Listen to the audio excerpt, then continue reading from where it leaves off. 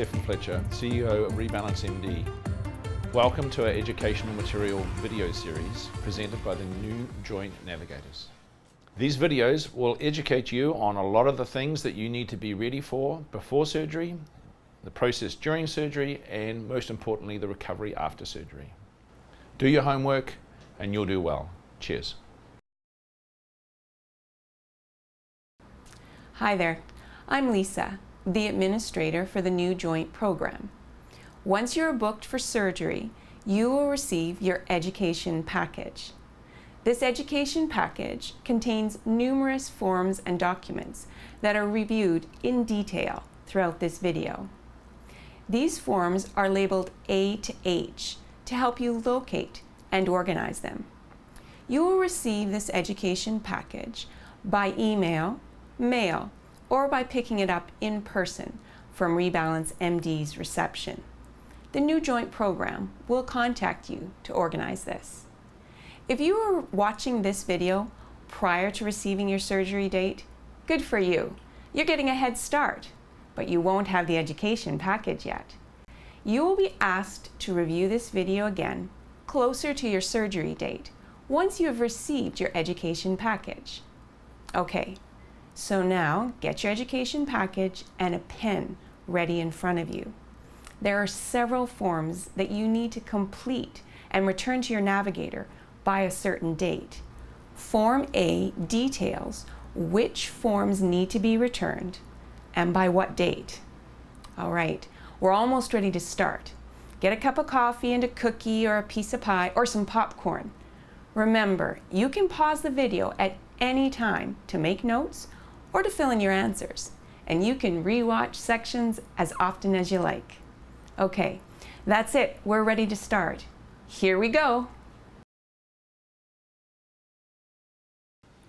Hi, I'm Giselle, New Joint Program Navigator, and I'll be leading you through Form B, My To-Do List. This list contains all the things you need to complete prior to surgery.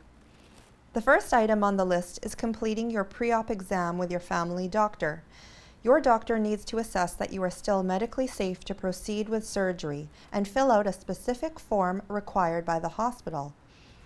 The pre-op exam needs to be completed as soon as possible and is valid for 90 days.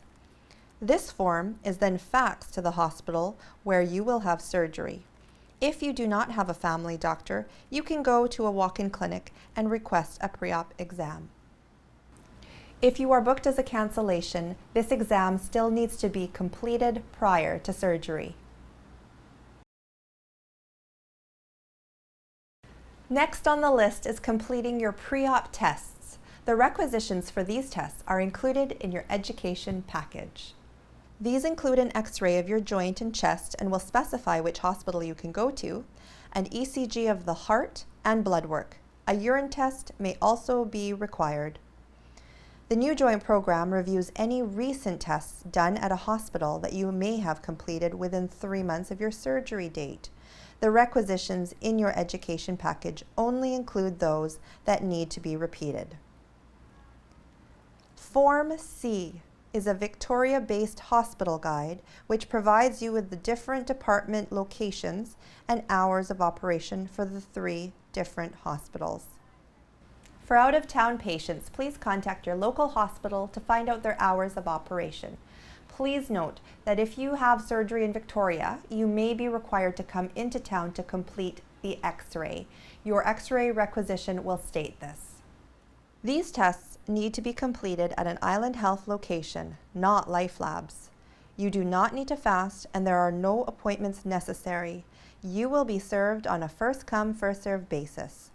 Remember to bring your BC service card and prepare to pay for 1 to 4 hours of parking. Bring a good book or magazine.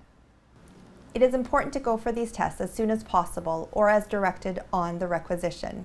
This allows time for the navigator and your surgeon to review them and address any abnormalities. If you are having symptoms of a bladder infection, such as burning when urinating, foul-smelling urine, urinary frequency, and pelvic pain, we advise you to contact your family doctor and have it treated and cleared up in time for surgery. Please notify your navigator if you suspect or have been diagnosed with a bladder infection. You will need equipment to help with your daily activities after surgery. Form D is your equipment list. These are the recommended items that you will need for a successful recovery. You may not require all items depending on your situation. Most of the equipment can be rented or purchased from a local medical supply store, such as One Bracing located at RebalanceMD. Your information booklet contains a list of places to rent or purchase medical equipment. Many of these items can be claimed on your extended health benefits if you have them. Please contact your provider to inquire about coverage. Some items may be available at local loan cupboards, but their supply might be limited.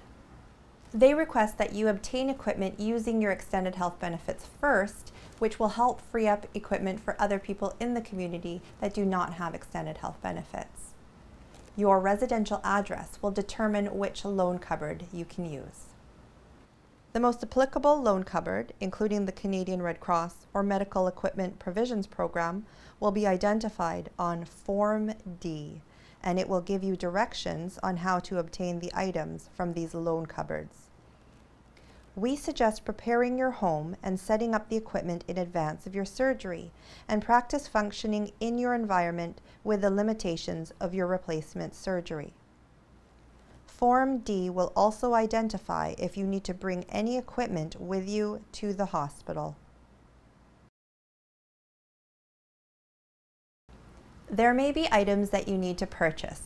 These items will be discussed in more detail as we continue through the education video. Form E is a prescription for the medical equipment that you can use when submitting to your extended health benefits claim. Please bring this prescription with you when purchasing the equipment, as some medical supply stores need this to save you from paying taxes on the items. Please note that all items on Form E are recommendations made by your surgeon, but they are not mandatory. Hello, I'm Mark. I'm the bracing specialist at One Bracing, located within RebalanceMD. We're located about halfway down the hall from the main reception. We have everything you need and everything your surgeon requires for your surgery. Please come see us anytime. We have experienced staff and we have prices that are competitive with everyone else in town. Look forward to seeing you soon. All patients booked for surgery will need to have a medication review with a hospital pharmacist. You will need to bring all your medications to this appointment so that the hospital is aware of what you are currently using. This appointment will be organized by the hospital. Many patients will also need to attend an anesthetic consult, where you meet with an anesthesiologist in advance of surgery. On Form B, near the bottom, it will state whether you can expect to be booked for this. If you are required to attend this appointment, you will be contacted by either the hospital or RebalanceMD. The anesthetic consult will be in Victoria, so if you live out of town, you will need to make travel arrangements. This appointment can happen anytime from weeks to days before surgery. You must be available for this appointment to proceed with surgery. Make sure all your preoperative tests are completed before your appointment. This is when you can bring all your questions regarding anesthesia, including when to stop your medication before surgery. If you are not scheduled to have an anesthetic consult, you will still meet with an anesthesiologist in the hour leading up to surgery. For further information regarding anesthesia, feel free to view our anesthetic information video on our website, located on the same page as the link to this education video. As a patient waiting for your joint replacement, your role is the most important one. Through each stage, there are specific responsibilities you're required to plan for and complete to ensure the success of your recovery. Please have Forms F1 and F2 ready in front of you. These forms are called My Responsibilities. As we go through the remainder of the education video, you will need to fill in the blanks as directed. Your anticipated length of stay in hospital can be as little as 1 to 2 days. This is determined by your surgeon and whether or not you reach the discharge criteria including pain control, mobility, and medical stability. We feel as though it is your advantage to be discharged as soon as possible, as patients tend to be most comfortable at home or in a nurturing environment. Hello, my name is Jenna. I'm one of 3 surgical bookers here at RebalanceMD. Shortly after you receive your surgical date, you will receive your surgical confirmation letter. This will come to you by way of mail or email. Please read this letter thoroughly as soon as you receive it. 1 week prior to your surgery, you will receive your surgical arrival time. This will come to you by way of email or by a phone call from one of our surgical bookers. Hi, I'm Julie, New Joint Program Navigator. Prior to surgery, review your information booklet to help you prepare for surgery and recovery. Lots of valuable information to prepare your home is found under the section Once Your Surgery Day is Booked. After surgery, it will be beneficial for you to have some help. You will be able to mobilize within your home when you are discharged. However, you will need help with many chores such as cooking, cleaning, laundry, grocery shopping, and driving due to decreased energy levels and pain. You will need to limit your activity. Please refer to your information booklet under the Physiotherapy Rehabilitation section. All planning must be done in advance and organized by you, as the hospital will not set up any home assistance for you. The hospital knows that you are aware of this and will discharge you once you meet the discharge criteria, even if you have not arranged help. Again, you can be discharged in as little as 1 to 2 days after surgery. If you have any questions regarding help after surgery, please feel free to contact your navigator. We can provide you with our community resource booklet that lists local respite facilities, home nursing care, transportation options, medical equipment stores, grocery stores offering delivery, and pet care. On Form F1, please fill in the first blank with who will be your main source of help after surgery, such as a spouse, family member, friend, private home care, or respite facility. You will not be able to drive for several weeks following surgery. This is due to many factors. ICBC requires that your surgeon reviews and approves your ability to return to driving.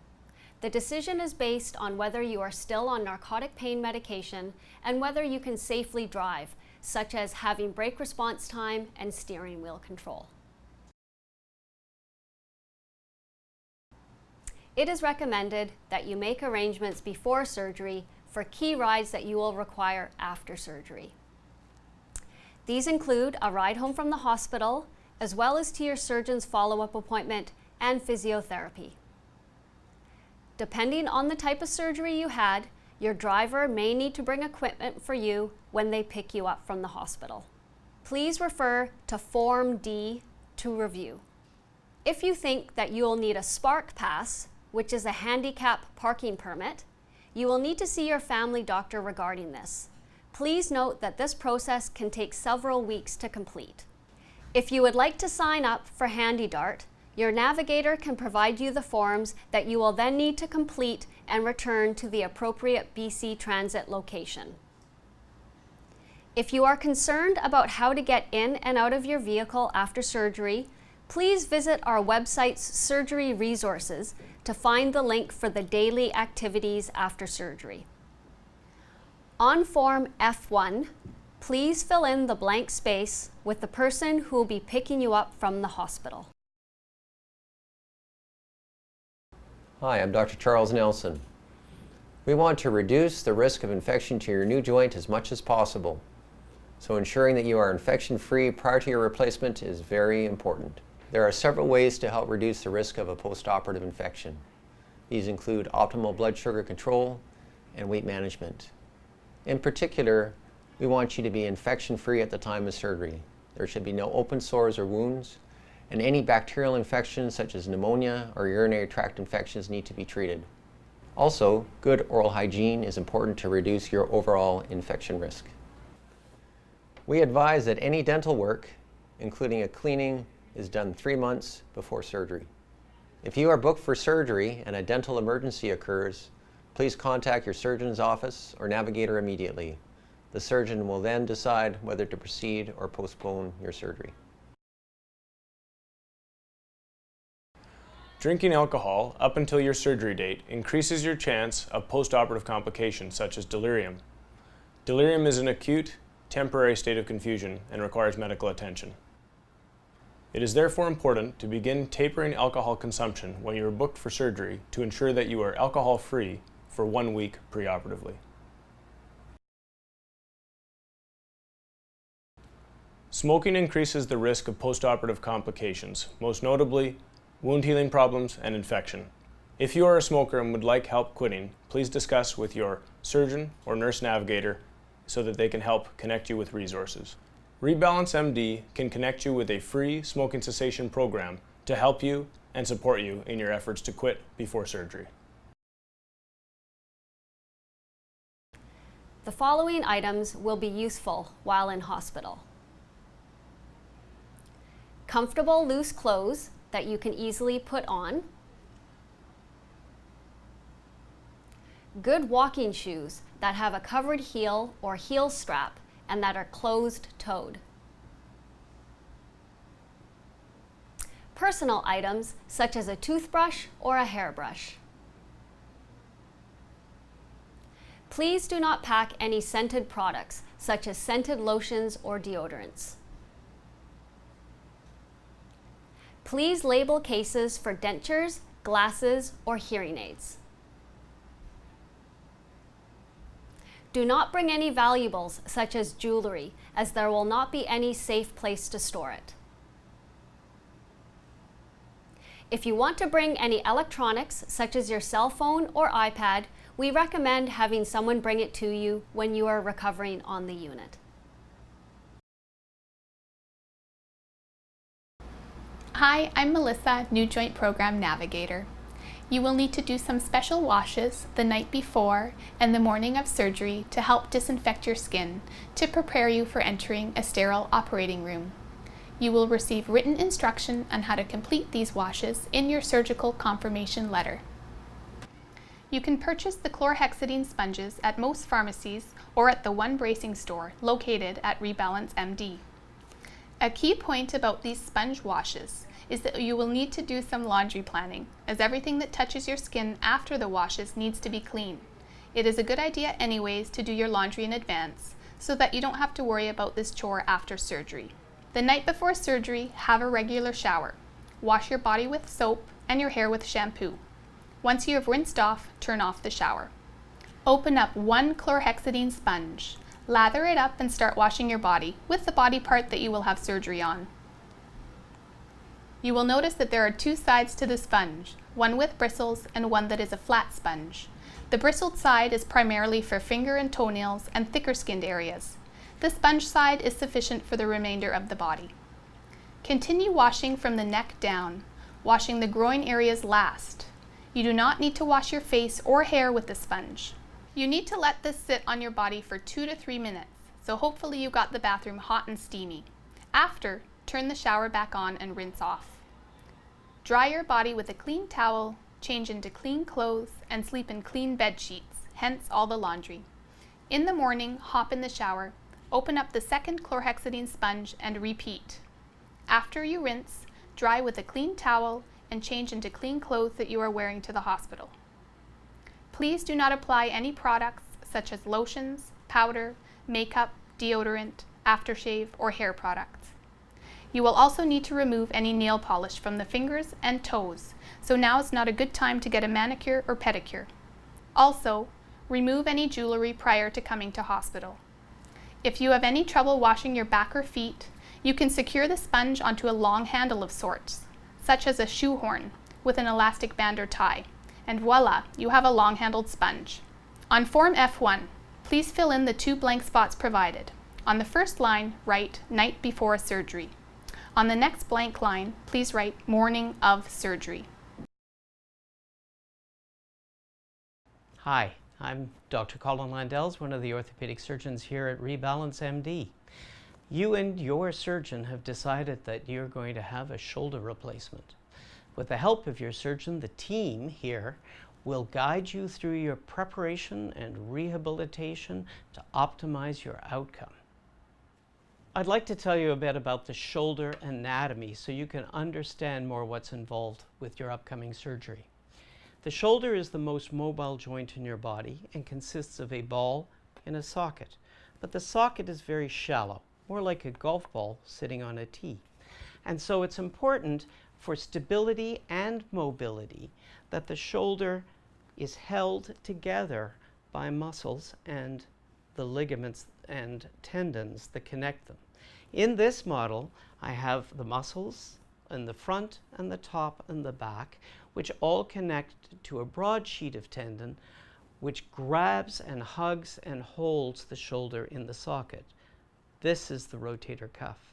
And that's important because when you have shoulder arthritis, in some cases, the ball has lost its cartilage and the socket has lost its cartilage, and so the rotator cuff is still functional and able to do its job. In that case, you can have an anatomic shoulder replacement, simply replacing the surfaces. But in other cases, if the rotator cuff is badly torn, the surgeon has to consider that and may have to do a type of shoulder replacement called a reverse shoulder replacement, which Dr. Salican will elaborate more on. We're often able to control the symptoms of shoulder arthritis for months to years with non-operative means. But at some point, the shoulder becomes so worn away that we have to move on to shoulder replacement surgery. There are generally two types of shoulder replacements. One is an anatomic total shoulder replacement, and two is a reverse total shoulder replacement. In both the anatomic and reverse total shoulder replacement, the surgery is performed under a general anesthetic.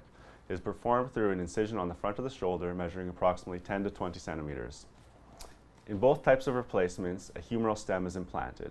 The difference is in an anatomic replacement, the ball and socket configuration remains the same.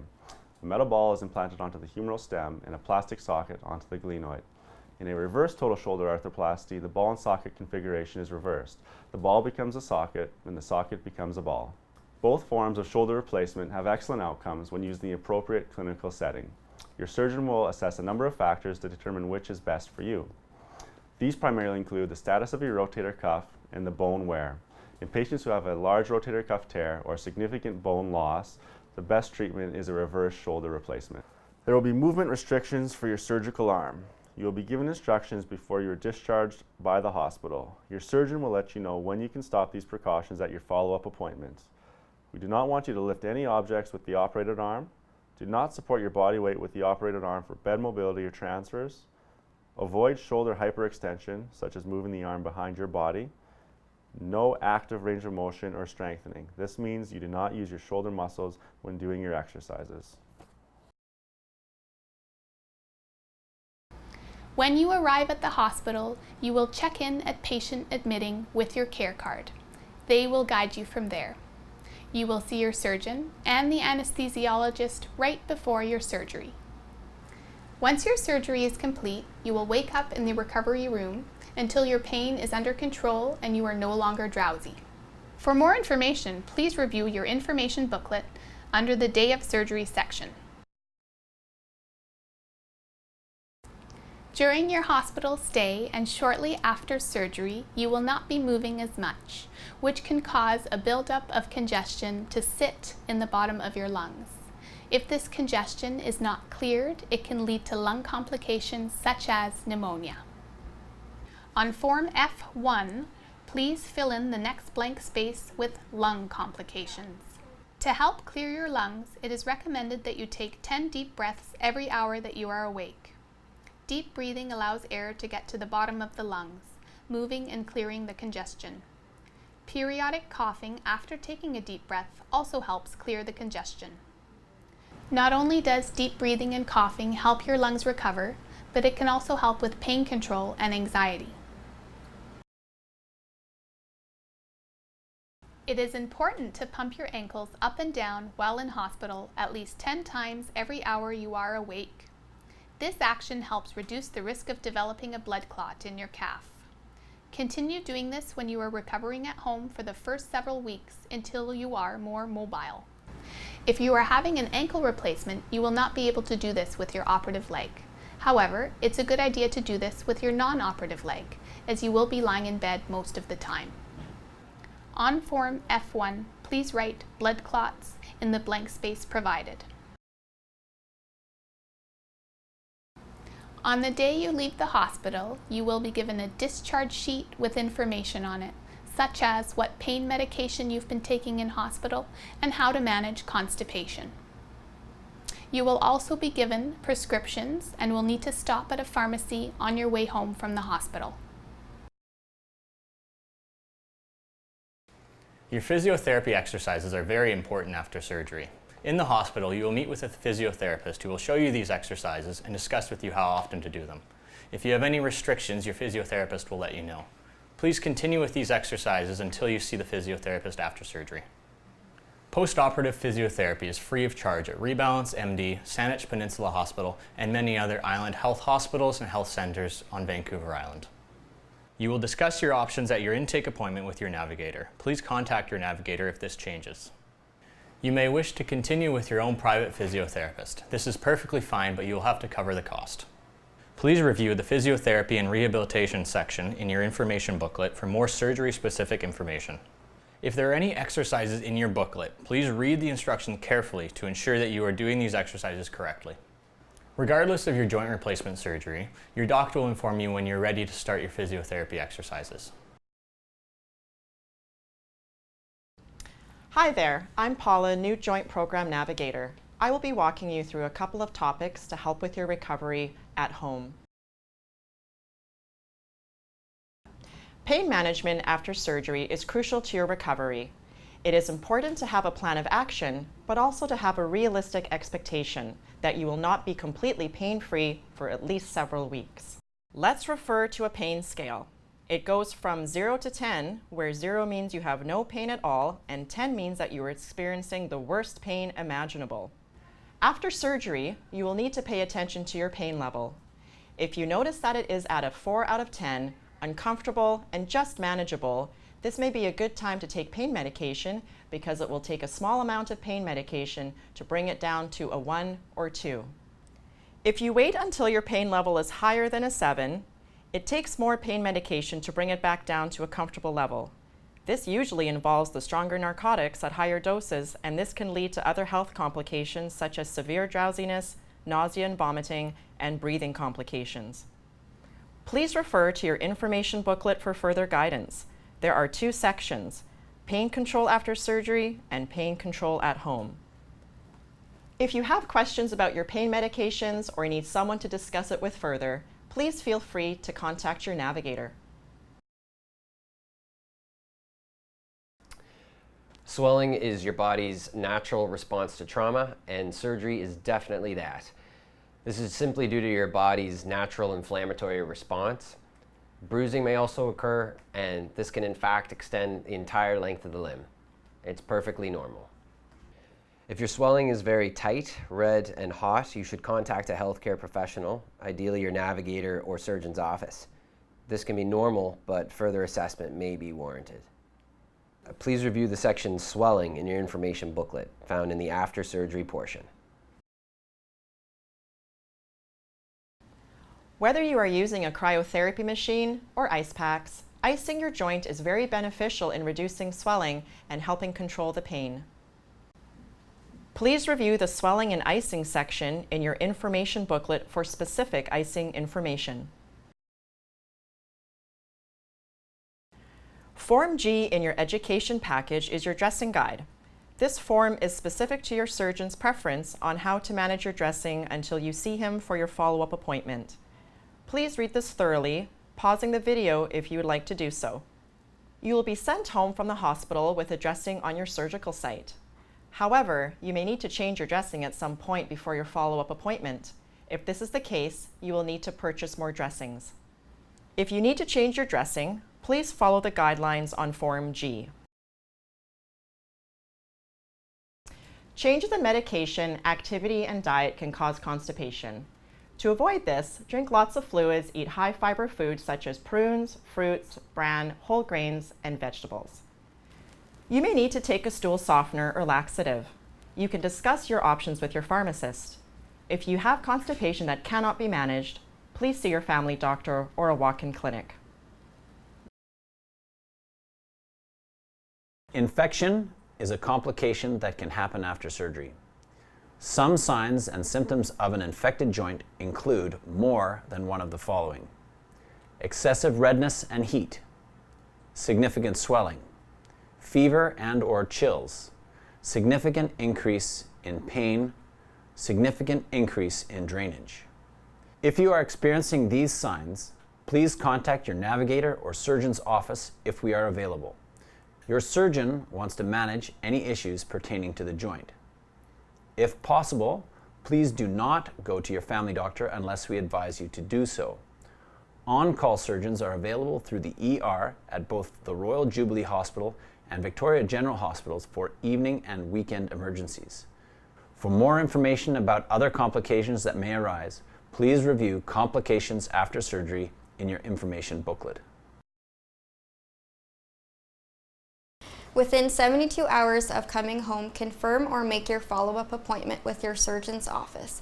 If it has not been arranged, make an appointment to start physiotherapy in the time frame recommended by your surgeon. Hi, my name is Jenny, Navigator with the New Joint Program. Due to pain and discomfort, it is common that you may not get solid hours of sleep throughout the night. Plan on taking naps throughout the day to catch up on sleep, as it is important to your recovery. You can speak with your family doctor or pharmacist to suggest a sleep aid if you are having difficulty. After surgery, we recommend that you do not proceed with dental work or cleaning for 3 months following surgery. If you have a dental emergency in this time frame, please have it dealt with as soon as possible and follow your dentist's instructions on whether you need antibiotics. Notify your navigator if this is the case. If you have a dental issue that compromises your immune system, you may need antibiotics with every dental procedure for the rest of your life. Please discuss this further with your surgeon and dentist. We recommend that you stay close to home for the first 6 weeks after surgery, as this is when complications are more likely to happen. We want you to be assessed by your surgeon if necessary. After that, traveling depends on where you are going and at what point your travel insurance covers you. Many insurance companies will not cover you for several months after a surgery, so please contact your travel insurance to find out about your coverage. Also, take into consideration what kind of equipment you may need and how comfortable you will be during your travels. One of the reasons many of you have decided to proceed with joint replacement surgery is to return to activities that you've once enjoyed. However, there may be activities that are not recommended or that need to be altered after your joint replacement. This is to get optimum longevity from your new joint and to minimize complications that may arise. Please review the outcomes section in your information booklet or discuss with your surgeon at your follow-up appointment. You have now completed your education session. Please complete forms F1 and F2, signing your name at the end. Also, complete the pre-hospital functional screener tool H1 and H2, as well as the consent forms I1 and I2. Review Form A to make sure all forms required by your navigator are complete. Return all documents to your navigator by mail, scan, and email, fax, or dropping it off in person at RebalanceMD reception. If you have any questions that this video or your information booklet did not address, please contact your navigator. The RebalanceMD team wishes you all the best in your surgery and recovery.